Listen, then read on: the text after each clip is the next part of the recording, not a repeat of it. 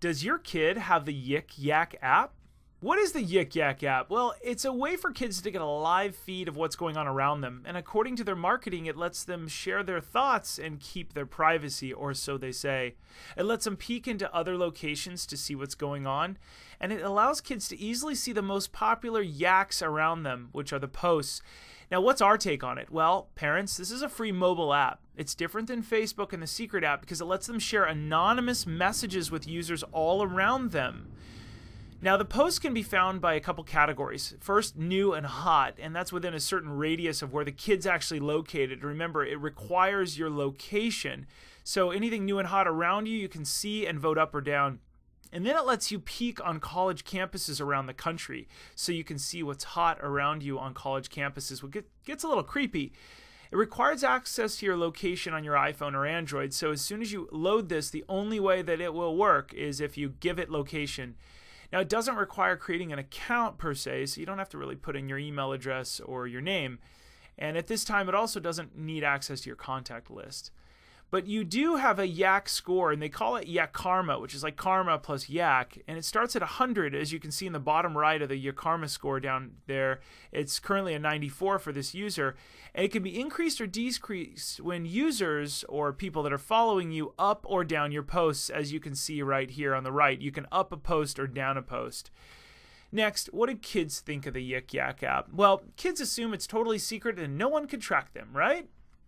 Kids are also trying to increase their Yakarma score by sharing silly messages about their schoolmates or teacher. And quite frankly, they're using swear words in their posts because it promotes that. And the Yak score seems to promote this wild posting behavior that we're seeing a lot.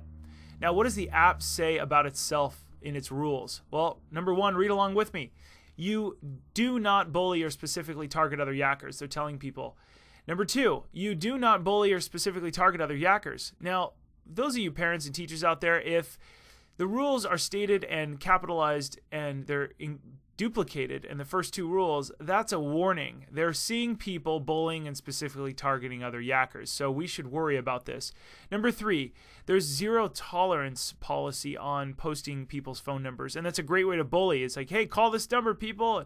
So kids are doing this to each other. And then also, number four, don't clutter people's feed with useless or offensive yaks. If you see a useless or offensive yak, make sure to do your part by downvoting it or reporting it. Important note, parents and teachers, there are not people out there monitoring this. They expect kids to monitor it themselves. So if they, in these first four rules, you're going to see a lot of what you don't want to see on there. What are people posting? Well, number one, look at this one. Who else is interning and has absolutely nothing to do and is only doing this because it looks good on the resume? Well, guess where that person's located? You can click on that link and see exactly what part of the building they're located in. Oh, and guess what, businesses? You could see that perhaps that's your location of your business. Uh-oh. What's another one? Thanks to the idiots who told the teachers, rest in peace, Yik Yak, 2014 to 2014. Teachers don't like this. Kids are posting, and they're talking to other kids. Here's another one. I'm staying here for the summer because I have zero patience from my family back home. So kids are venting. What threats are people posting? Now, this is a big deal. Parents and teachers watch for this. These are some bomb threats. In the upper left, the school is going to go boom. Enjoy. Now, we're going to show you in a moment an actual story where police found this and they went after the kids. Another bomb will hit MHS. You can see how big of a deal these are. Okay, how are kids using the app? Well, first, they're sharing silly thoughts, jokes, complaints, and rumors about classmates and teachers. They're also, unfortunately, sharing fake messages about planned shootings or hidden bombs at the school, which is a big deal. And they're venting and hoping people will listen. Next, why should parents care? Well, the app is extremely popular with high school students. Teens and tweens use the Yik Yak app to cyberbully other kids.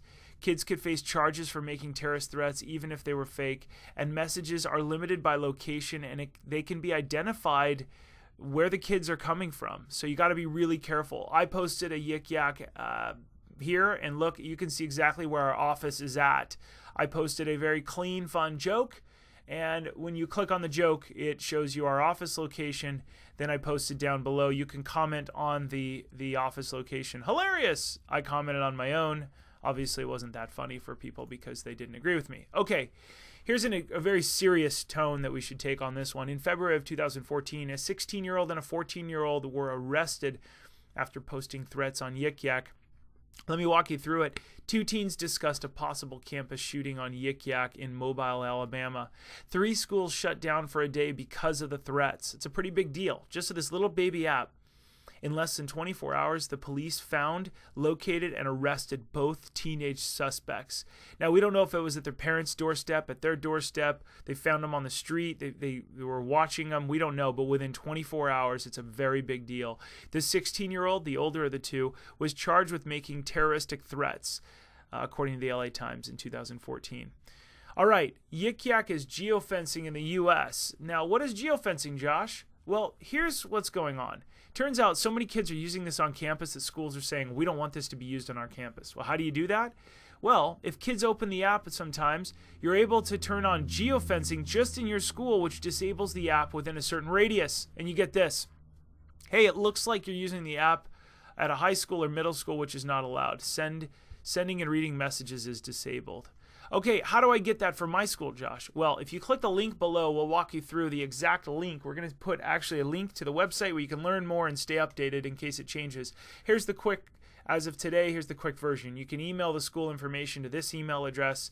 You have to include your school name and address and the latitude and longitude of the school's location. Make sure that it's located in the dead center of your school so that the radius covers the whole school. There's a link below where you can actually find that stuff. Okay, great.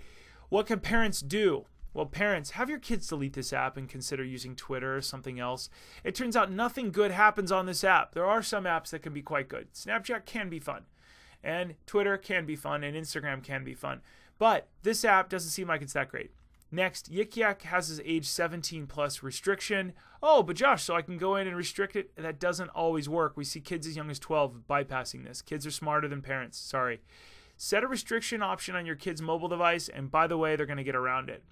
You can also explain to kids that anonymous posts end up public and police can and will find them. Make it clear to your kids. People promise you that this is anonymous. They are not telling you the whole truth, kids. If you threaten someone, kids, you will get caught by the police, especially if it's a bomb threat. Ask your kids if they have friends that are on this app. Start a dialogue with them. And here's the last page, my friends. Remind your kids that each post should be light, bright, and polite. Have them get discovered doing the right things, good stuff, so that people can discover them and say, I want that kid at my organization. And last, you can learn more about us at safesmartsocial.com, where we train thousands of kids a year on how to do good on social media, to be safe and smart before they hit social. Those of you parents, look very carefully at that logo. That's the Yik Yak app logo. Thanks for watching. I'm Josh. As always, keep it light, bright, and polite. Have a great day.